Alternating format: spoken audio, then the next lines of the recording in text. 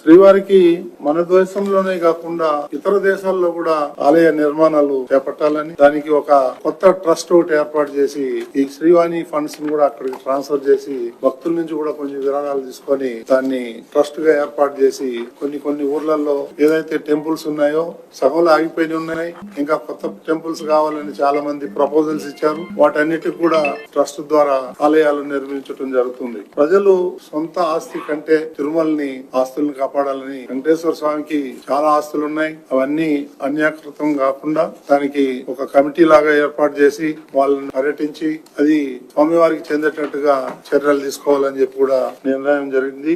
అవన్నీ కూడా సద్వినియోగం తీసుకొని రావాలని చెప్పి ముఖ్యమంత్రి గారు ఆదేశించారు. అదేవిధంగా ఈ భూముల గురించి న్యాయస్థానాల్లో చాలా కేసులు ఉన్నాయి. ఆ న్యాయస్థానాల్లో పెండింగ్ లో ఉన్న కేసులు కూడా త్వరితగతిన అవన్నీ సాల్వ్ చేసి ఆ భూములన్నీ కూడా మనం హ్యాండ్ ఓవర్ చేసుకోవాలని చెప్పేసి వారు కోరారు. శ్రీవారి పవిత్రమైనటువంటి భూమిలో ఒక అంగుళం కూడా అన్యాకృతం కాకూడదు అని చెప్పేసి నిర్ణయం తీసుకోవడం జరిగింది.